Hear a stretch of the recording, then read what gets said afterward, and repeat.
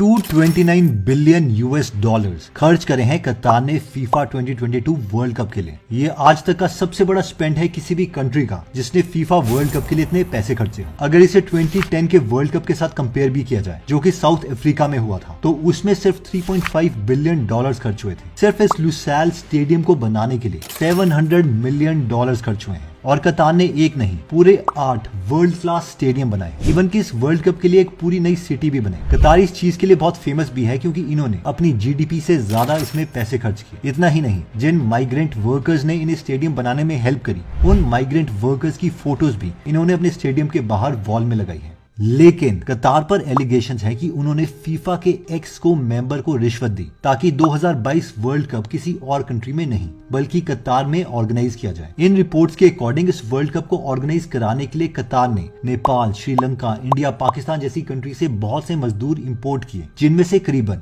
6500 लोगों की जान गई। और बेशक बाहर से उनकी सिटीज आउटस्टैंडिंग लगती हो, लेकिन इन मजदूरों को इस तरीके से रखा जाता था। आइए देखते हैं इस पूरी रिपोर्ट को। कतार में एउटा छोरा थियो, उ त पनि बितियो। कतार में बीती जब हमारो बच्चा त हरा गयो। 2 दिसंबर 2010 को फीफा के मेंबर स्विट्जरलैंड में आए और उन्होंने अनाउंस किया कि 2018 और 2022 का वर्ल्ड कप कौन सी कंट्रीज में होस्ट होगा। और मजे की बात यह है कि इस अनाउंसमेंट के लिए दुनिया के मोस्ट पावरफुल लीडर्स वहां पर बैठे हुए थे, लेकिन सिर्फ इन 22 लोगों ने डिसाइड किया कि कौन सी कंट्री सिलेक्ट होगी। और इन 22 लोगों में से मैक्सिमम लोगों के ऊपर करप्शन की एलिगेशंस हैं और इन लोगों ने ये अनाउंसमेंट करी। Ladies and gentlemen, will be organized in Russia. The 2022 FIFA World Cup is Qatar.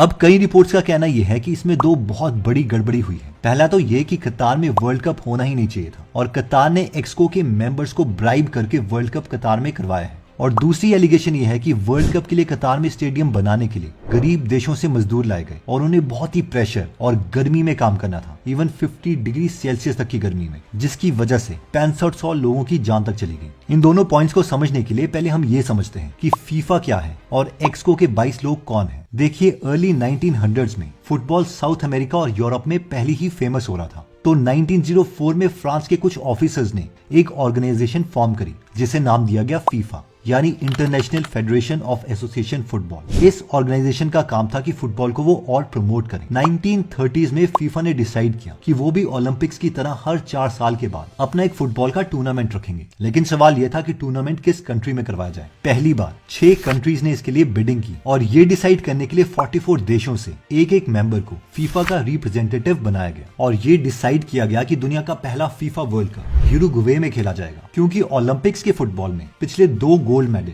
Uruguay ही जीता था। और साथ में यूरुग्वे ने कहा था कि वो हर फुटबॉल टीम का ट्रैवलिंग का खर्चा उठाएगा और जो भी फीफा वर्ल्ड कप को ऑर्गेनाइज करवाने से प्रॉफिट होगा वो फीफा से भी वो शेयर करेगा। 1930 में पहला वर्ल्ड कप हुआ जिसमें 13 टीम्स ने पार्टिसिपेट किया और फाइनल्स में यूरुग्वे ने अर्जेंटीना को हराया। इससे यूरुग्वे को बहुत प्रॉफिट मिला, मेनली टिकट्स की सेल से। फुटबॉल का वर्ल्ड कप उन दिनों बहुत फेमस नहीं हुआ करता था। ये फेमस होना तब स्टार्ट हुआ जब लोगों ने टीवी को यूज करना स्टार्ट किया, जिससे हुआ ये कि अब जिस भी कंट्री में फुटबॉल का वर्ल्ड कप होता वो बहुत ही फेमस हो जाती। वो कंट्री तो पैसे कमाती ही, लेकिन साथ में फीफा भी बहुत पैसे कमाता। 1964 में ये डिसाइड किया गया कि फीफा के मेनली सारे डिसीजंस एक एग्जीक्यूटिव कमेटी लेगी, यानी एक्सको, जिसमें सिर्फ 24 मेंबर्स थे। यानी ये 24 लोग डिसाइड करेंगे कि किस कंट्री में फुटबॉल वर्ल्ड कप होगा और किसे फुटबॉल स्टेडियम्स बनाने के लिए पैसे दिए जाएंगे। अब क्योंकि पार इन 24 लोगों के पास थी, इसलिए करप्शन तो होनी ही थी। लेकिन ये लोग भी चालाक थे। इन्होंने अपना ऑफिस स्विट्जरलैंड में शिफ्ट कर दिया ताकि इनके पैसे कोई भी ट्रैक न कर पाए। जब 2006 वर्ल्ड कप के लिए वोटिंग हुई तो एक्सको के ऊपर एलिगेशंस लगी थी कि इन 24 लोगों में से 4 मेंबर्स ने जर्मनी से रिश्वत ली है ताकि जर्मनी में वर्ल्ड कप होस्ट हो। 2010 का वर्ल्ड कप साउथ अफ्रीका जीता था। The 2010 FIFA World Cup will be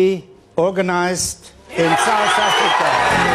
उन पर भी एलिगेशंस थे कि उन्होंने भी अपनी कंट्री में वर्ल्ड कप ऑर्गेनाइज करवाने के लिए इन्हें रिश्वत दी है। 2010 में यह भी बताया गया कि 2018 और 2022 का वर्ल्ड कप कहां खेला जाएगा। और जब 2022 के लिए कतार का नाम फाइनलाइज हुआ तो ब्रिटिश जर्नलिस्ट ने ये एलिगेशंस लगाई कि एक्सको के मेंबर वार्नर को कतार की एक कंपनी ने 2 मिलियन यूएस डॉलर्स दिए हैं ताकि वो वर्ल्ड कप के लिए कतार का नाम ले। इन सब एलिगेशंस के अलावा कतार के पास एक और एडवांटेज थी और वो एडवांटेज ये है कि वो ज्यादा पैसा खर्च कर सकते थे क्योंकि ये एक अथॉरिटेरियन देश है यानी कोई कतार में नहीं पूछ सकता कि उन्होंने कितने पैसे इसके लिए खर्चे हैं। इस रिश्वत की एलिगेशंस के अलावा एक और बड़ी एलिगेशन है कतार के खिलाफ, और वो है allegation number 2, migrants not treated properly. इस पॉइंट को समझने के लिए पहले हमें कफाला सिस्टम को समझना होगा। देखो, कतार एक छोटी लेकिन एक बहुत ही अमीर कंट्री है पर कैपिटा इनकम के अकॉर्डिंग, क्योंकि उनके पास one of the largest natural gas system field है। अब जब भी कोई कंट्री अमीर होती है तो आसपास के पुअर या डेवलपिंग कंट्रीज के लोग वहां पर लो पेइंग जॉब्स के लिए आ जाते हैं। पर कतार के पड़ोसी देश हैं UAE, Oman, Saudi Arabia etcetera, वो भी काफी जल्दी अमीर हो रहे थे। इसलिए इन्होंने इंडिया, पाकिस्तान, नेपाल, श्रीलंका, बांग्लादेश से चीप लेबर उठाई। अब होता यह है कि कतारी गवर्नमेंट अपने सिटीजन्स को बहुत बेनिफिट्स देती है, जैसे कि free health care, free education, guaranteed jobs, subsidised housing, even tax free income. अब कतार ये सारी चीजें ऑब्वियसली दूसरे देश के इमिग्रेंट वर्कर्स को नहीं देना चाहता, इसलिए उन्होंने एक सिस्टम स्टार्ट किया जिसे कहा गया कफाला सिस्टम, जिसके अकॉर्डिंग जो कतार में एम्प्लॉयर्स हैं वो दूसरे देश के वर्कर्स को स्पॉन्सर कर सकते हैं कतार में आने के लिए। जिससे होगा ये कि इन इमिग्रेंट्स को कतार का सिटीजन नहीं माना जाएगा, और साथ में इन सारे इमिग्रेंट्स को अपने एम्प्लॉयर्स की मर्जी से चलना पड़ेगा। यानी अगर उन्हें जॉब चेंज करनी है तो अपने एम्प्लॉयर से पूछो। अगर कोई एम्प्लॉई अपने एम्प्लॉयर की परमिशन के बिना जॉब छोड़ता है तो उसे जेल तक हो सकती है, और कई केसेस में तो एम्प्लॉय का पासपोर्ट भी उनके एम्प्लॉयर के पास होता है, जिसका मतलब यह है कि कंट्री से आना और जाना एम्प्लॉयर से पूछकर ही होगा। अब जब 2 दिसंबर 2010 को स्विट्जरलैंड में अनाउंस किया गया कि 2022 वर्ल्ड कप कतार में होगा, तो कतार को पता था कि अगर उन्होंने ये बड़े स्टेडियम्स बनाने हैं तो इसके लिए उन्हें कफाला सिस्टम को यूज करके जल्दी से हजारों मजदूरों को कतार में लाना पड़ेगा। तो वर्ल्ड कप से जस्ट पहले तक कतार में 21 लाख माइग्रेंट्स आ चुके थे, जिसका मतलब है कि कतार के लोग कम और माइग्रेंट्स ज्यादा थे, जिसका मतलब है कि कतार की पूरी पॉपुलेशन में कतार के सिटीजन्स सिर्फ 20% थे, जबकि बाहर के लोग 80% थे। अब कतार ये भी नहीं चाहता कि नॉर्मल मजदूर उनके पॉश खूबसूरत जगहों में घूमे, जिसके लिए उन्होंने एक लॉ पास किया जो कहता है कि कतार की फैमिलीज को सेफ रखने के लिए कोई भी वर्कर क्लास का इंसान वो फैमिली एरिया में नहीं आ सकता, उसे दूसरे एरिया में रहना पड़ेगा। ये जो येलो कलर में हमें एरिया दिख रहा है वो फैमिली जोन है, और ये जो ब्लू कलर्ड एरिया है जिसका नाम दोहा इंडस्ट्रियल एरिया है, ये सारा मजदूर के लिए बनाया गया है। ऑब्वियसली कई व्हाइट कॉलर जॉब्स वाले इमिग्रेंट इस येलो एरिया में रह सकते हैं। ओके, तो इसे थोड़ा विजुअलाइज करते हैं। तो जी ये है कतार का ब्यूटीफुल दोहा, और ये है वो एरिया जहां से बाहर के इमिग्रेंट्स आए हैं। और जब वर्ल्ड कप का टाइम पास आ रहा था तो कतार की गवर्नमेंट और स्ट्रिक्ट हो गई थी कि जल्दी से फैमिली जोन से इन लोगों को हटाओ ताकि कतार की एलिगेंस पर कोई आंच ना आए। इतना ही नहीं, कतार स्टेडियम की मेकिंग के दौरान इन पर काफी एलिगेशंस लगी कि इन मजदूरों को सिटी से काफी दूर कैंप्स में रखा जाता था। एक एक कमरे में 10 लोग सोते थे, जहां पर सैनिटेशन के लिए भी प्रॉपर जगह नहीं थी। इन वर्कर्स को हर रोज 14-14 घंटे के लिए काम करना पड़ता था, और वो भी कतार की भयानक गर्मी में जब टेम्परेचर 50 डिग्री सेल्सियस तक पहुंच जाता था। एलिगेशन ये भी है कि इन मजदूरों को पूरे दिन में 5 से 10 मिनट के लिए ही ब्रेक दी जाती थी, जिसमें ये जल्दी से खाना खाते। इन्हें बार बार टॉयलेट भी जाने के लिए नहीं दिया जाता था, जिसकी वजह से इतनी गर्मी के बावजूद ये लोग कम पानी पीने लग गए, जो कि इनकी हेल्थ के लिए ऑब्वियसली अच्छा नहीं था। ओके, तो 2 स्टोरी सुनते हैं इन मजदूरों की, जिससे हमें पता चल जाएगा कि रियल लोगों के साथ क्या हो रहा है। पहली स्टोरी कमल की है जो CNN वालों ने कवर की थी। कमल कतार के एक शॉप के बाहर खड़ा था अपने दूसरे माइग्रेंट मजदूरों के साथ कि तभी वहां पर पुलिस वाले आए और उन्होंने कमल और उनके दोस्तों को हथकड़ी बांध दी और वो उनको जेल लेकर चले गए। कमल कहते हैं कि जब मुझे अरेस्ट किया गया तो वो एक भी शब्द नहीं बोल पाए क्योंकि वो बहुत डरे हुए थे। कमल खुद नेपाल से हैं और जब वो जेल पहुंचे तो उन्होंने देखा कि उस जेल में 300 लोग से भी ज्यादा थे जो कि India, Pakistan, Nepal, Philippines, Africa और श्रीलंका से थे। एक हफ्ते के बाद कमल को फ्लाइट में बैठा दिया गया और वापस नेपाल भेज दिया। उसी फ्लाइट में उनके साथ करीबन 100 लोग और थे जिनके साथ एग्जैक्टली ऐसा ही हुआ।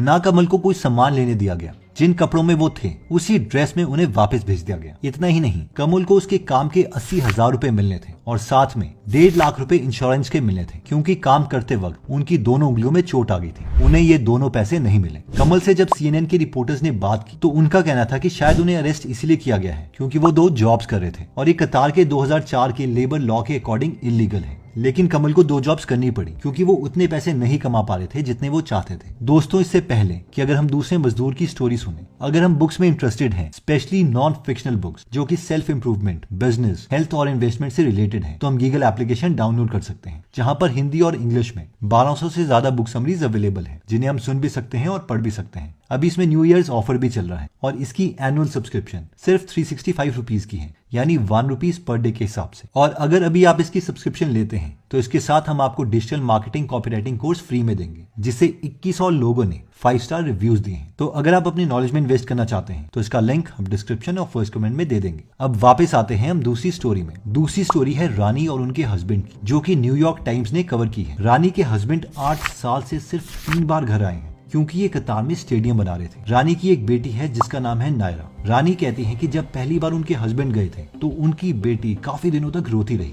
जब तक उनके हस्बैंड ने उन्हें फोन नहीं किया। लेकिन क्योंकि वो सब लोन में डूबे थे और उनके ससुर की तबीयत भी ठीक नहीं थी, इसीलिए उनके हस्बैंड को कतार जाना पड़ा। रानी के हस्बैंड ने कतार की वीडियोस भी शेयर करी है जहाँ पर वो रहते थे। उन्होंने दिखाया कि वहाँ पर एक रूम में 10 से 12 लोग रहते हैं, उन्हें कोई छुट्टी नहीं मिलती, इवन पानी पीने के लिए भी उन्हें बहुत कम टाइम दिया जाता है। लेकिन उन्होंने 8 सालों में इतना पैसा कमा लिया है कि गांव में जो उनका कच्चा घर था उसे उन्होंने पक्का करवा लिया है। रानी के हस्बैंड का कहना है कि बेशक कतार में डिफिकल्टीज हैं, लेकिन फिर भी वो 5 और साल कतार में रहना चाहते हैं ताकि वो इतने पैसे इकट्ठे कर पाए कि उनकी पूरी जिंदगी थोड़ी आराम से गुजरे। दोस्तों, इसके अलावा भी बहुत से केसेस सामने आए हैं जहां पर कतार से लोगों के हस्बैंड की बॉडी बॉक्स में वापस आती है। द गार्डियन के अकॉर्डिंग इस वर्ल्ड कप की अनाउंसमेंट से लेके अब तक मिनिमम 6500 वर्कर्स की डेथ हो चुकी है। आपको क्या लगता है कि कतार में वर्ल्ड कप करवाने का डिसीजन ठीक था या नहीं? और क्या एक अमीर कंट्रीज को माइग्रेंट्स को ऐसे ट्रीट करना चाहिए? अगर आप हमारी वीडियोस मिस नहीं करना चाहते तो हमारा पेज लाइक करने के बाद 3 डॉट्स के बटन को प्रेस करके फॉलो के बटन को सिलेक्ट कीजिए और फाइनली